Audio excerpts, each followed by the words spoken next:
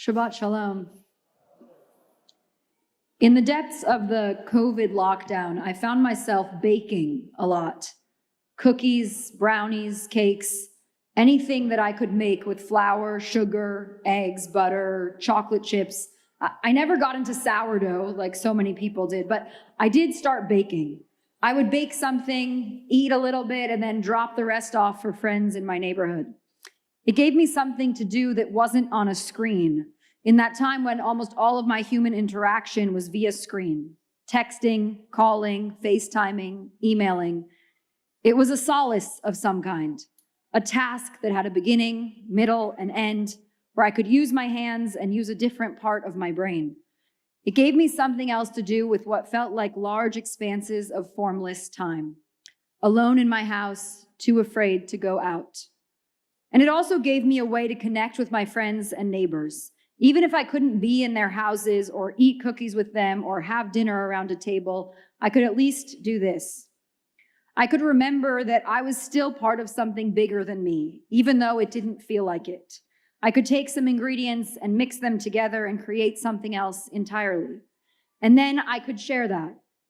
I could remember what it was to be part of the human family, to care in this very small way for the people in my life. And then last week, I found myself doing it again. Without even realizing it, I had begun baking. I baked brownies for a Shabbat dinner, and then a couple days later wanted to do something with an extra can of pumpkin I found in my house. I went through endless pumpkin recipes and landed on a pumpkin coffee cake. I had all the ingredients already, and that was enough for me.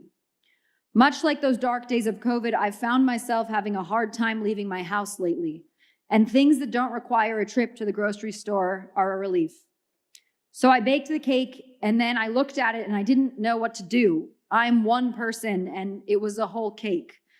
And then I remembered all the days during lockdown when I baked things and shared them. So I texted a few friends and neighbors and asked if I could bring them cake, much like 3 years ago. And then I packaged up some cake, still warm, and walked it over to these friends one at a time. And when I dropped it off, I got to see them, these people I have walked so much life with, these children, these babies. We got to see each other, to check in and share something, albeit something so small.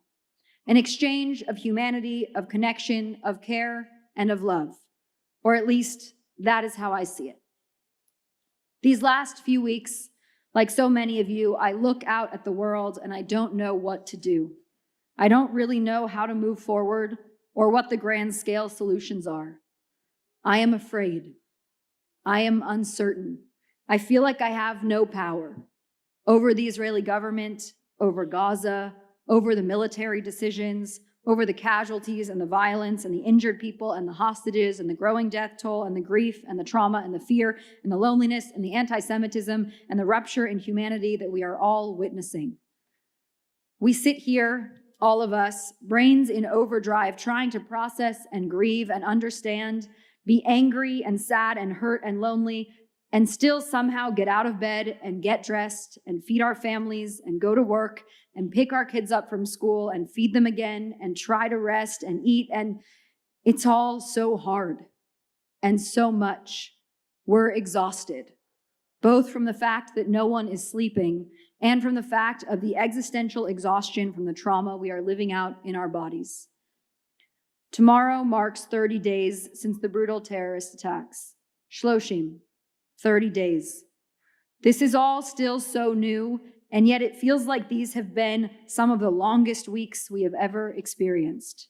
Like we have been living in this reality for so much longer than we have. And I know many of you, feel so helpless. We sit here 7,500 miles from Israel, and it feels both like it's happening inside our homes and workplaces and synagogues, and also like it's so far away that we have no power to help. Of course, in our community, people are finding ways to help. People are sending countless supplies to people in need, showing up for vigils and gatherings and protests and rallies, checking in constantly with loved ones in Israel and Gaza, sitting in multi-faith gatherings and talking about how to walk forward together, donating what they can to organizations on the ground, doing so much work round the clock, writing and calling elected officials and representatives, The list goes on. And still, nothing feels like enough. And there's only so much we can do. The world is spinning out of control, and we are spinning with it, struggling to get our feet under us, to see straight, to figure out how to put one foot in front of the other. And yet, we have to. We have to take one small, shaky step at a time. We are so consumed by watching the news and scrolling Instagram and reading the latest breaking updates and listening to the podcasts and showing up in all the ways that I already outlined, but we cannot do all of that out there without also taking stock of what's happening in here, in ourselves, in each other, in our more micro worlds, without figuring out what small things we can do to sustain ourselves and each other, fortifying us to continue the work out there. We need each other for the long haul, and we are only going to make it through that one tiny step at a time, taking care of each other as we go. In this disorienting moment, I feel especially glad for the wisdom of our tradition. And as always, there's a lot of it in this week's Parsha. We begin the Parsha, Vayera, with one of the paradigmatic Jewish examples of taking care of each other. Abraham, having just completed his very late in life circumcision, is home and resting and recovering.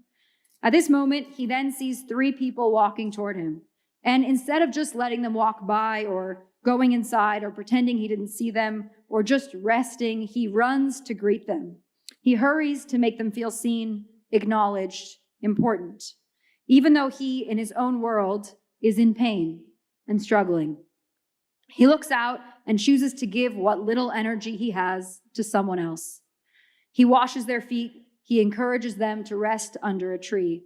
He goes to tell Sarah and he says, Mahari shlosh se'im kemach solad lushi va'asi ugot. Hurry, take 3 selahs of flour, knead it, and make cakes. Not unlike the voice in my head these last weeks. Just knead the flour, bake the cake, and then share it. And that's what Abraham and Sarah do. Along with meat and curds and milk, they all sit together under the tree. They take care of each other. They reach out from their pain and struggle to also check in with someone else. And later in the Parsha, we see it again, a decision made for connection and togetherness. Again, it is Abraham's relationship with the other that gives us a model for this. At the conclusion of a dispute with Avimelech, king of Gerar, we are told, Vayita eshel beBeersheva. Abraham planted an eshel in Beersheba. It's not exactly clear what an eshel is.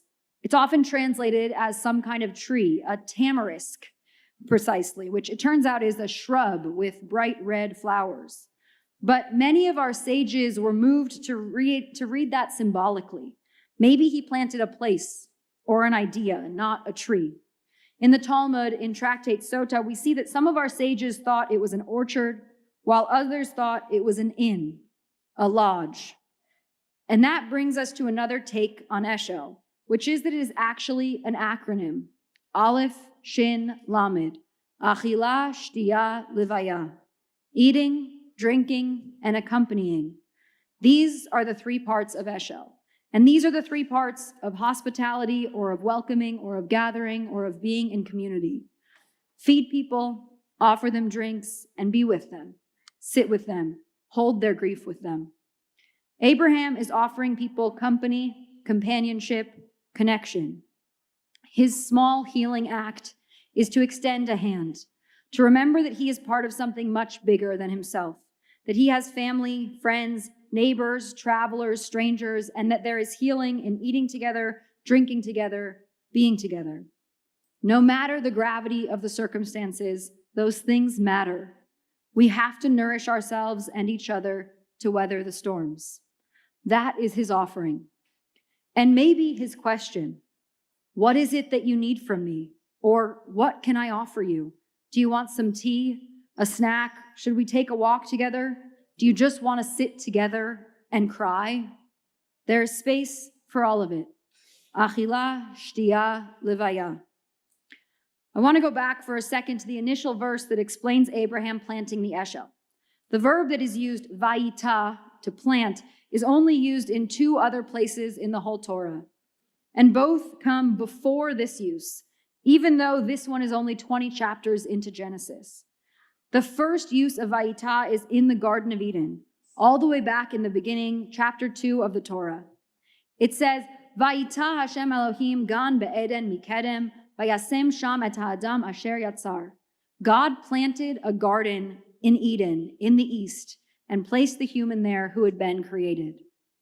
And then the second use of the word comes a few chapters later in the story of Noah, chapter 9 of Genesis. It says, Vayachel Noach ish ha'adama vayita karem.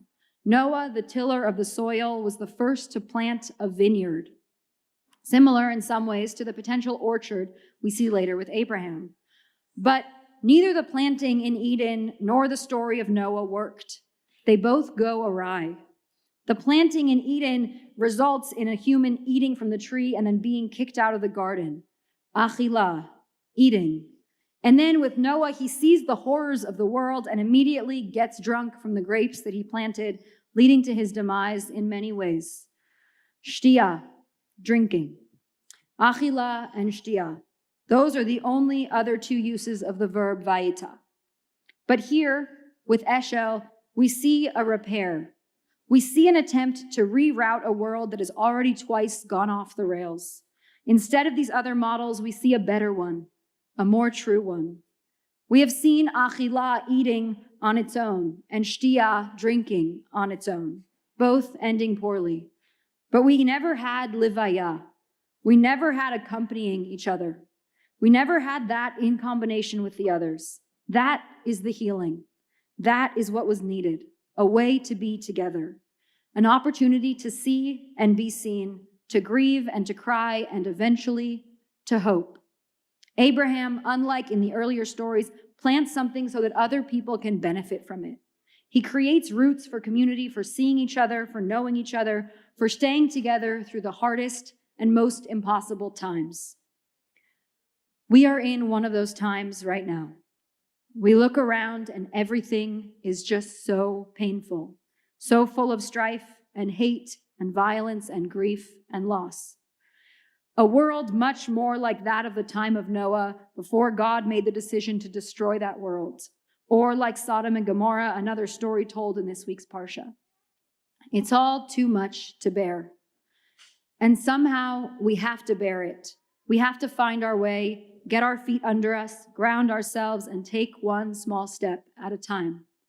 The only way we can do that is together. And to do that, I want to bring us back to those small things. They have their place in this moment too. They are not everything, but they are something.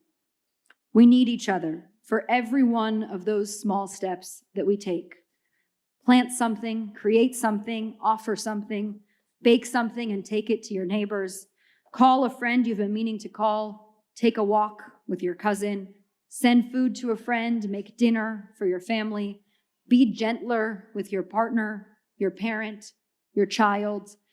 In spite of all the noise around us and in spite of all the vitriol and anger, find your way to your gentlest, most gracious spirit. In your time of need and pain, like Abraham, reach out to someone else. Extend a hand, plant an eshel. See the power of your offering. See the power of community. We need each other. Get out your cookie sheet. Let your brain rest. The journey is long, and we'll need sustenance for the road ahead. Shabbat Shalom.